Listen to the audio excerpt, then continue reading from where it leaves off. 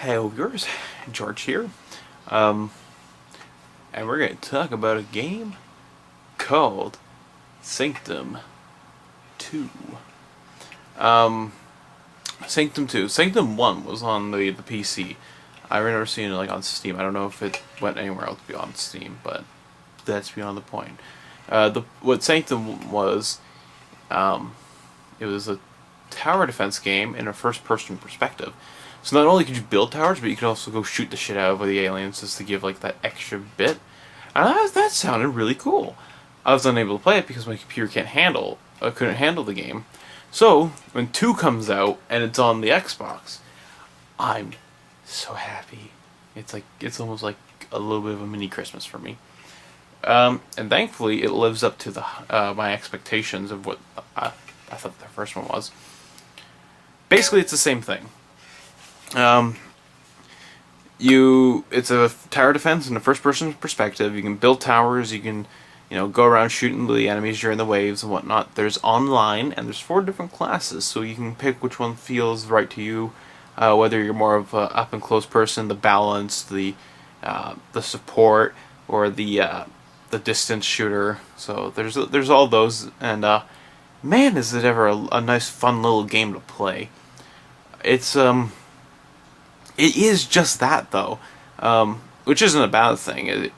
Being a fun game to play. It's a fun little game to play. I don't see too much in the way of people getting really sucked into this game and spending hours on end on this. This seems like more of a game where you would probably play for an hour or so, and then maybe the next day play it for another hour. This is one of those kind of good games that works really well for that.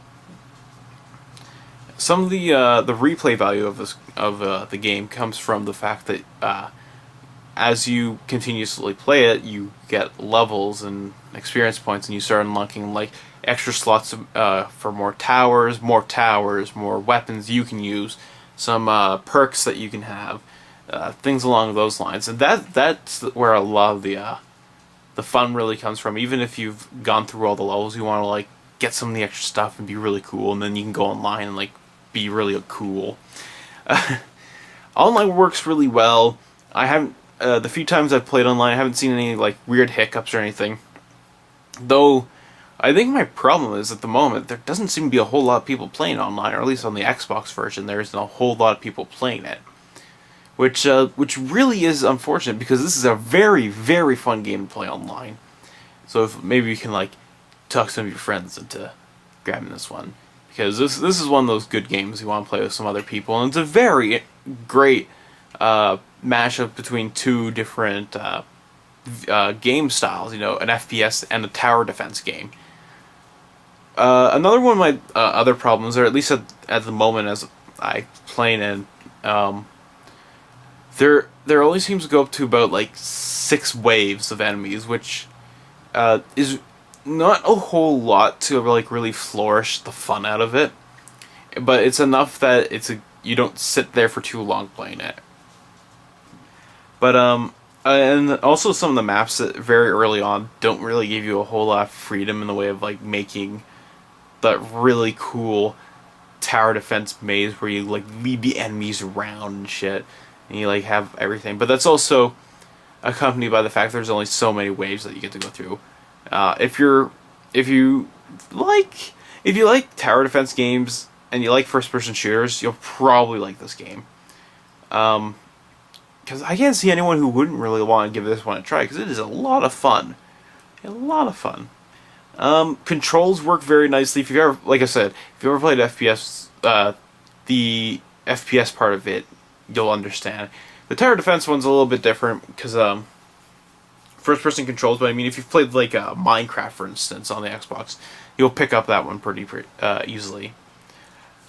Other things to mention about this game. There's a couple different enemy types. I've only seen 4 of them, I think. 4 or 5. There's probably a couple more that are later on sort of thing that are a little more difficult. No, I've seen 6, my bad. I've seen 6 so far. So, and the maps, there's quite a few of those. There's a lot of towers from my understanding. A lot of perks, a lot of guns. So there's a lot to like go through this game. Like you won't like beat it that quickly, and even if you do go through all the levels really quickly, there's still like the extra content to unlock, and there's still once again playing online with everyone. Why I'm holding a shovel for this one is beyond me. See, shovel. Whoops.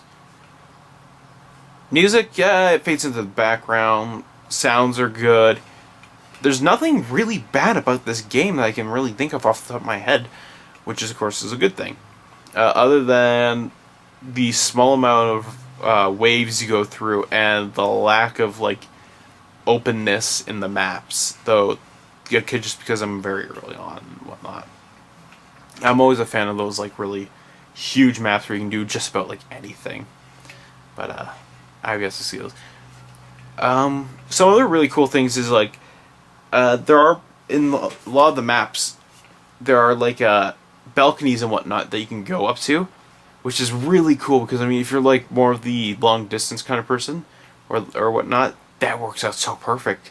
Like they've created these maps that would work out really well for each of the class. Like not one map seems to favor one of the other classes, which is very, very, very good. This game does feel like it was meant to be played more online because there are like a couple maps where it's like you have to sort of manage two different areas, and you have to like try and like run between the two and whatnot. If you have like one person, it'd be way easier.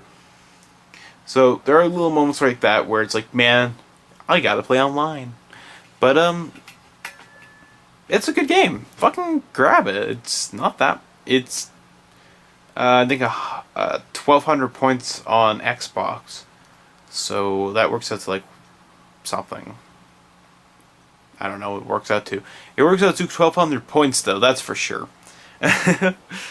But with that all said and done, and my praise for this game and lack of badness for it, play this game and keep on gaming.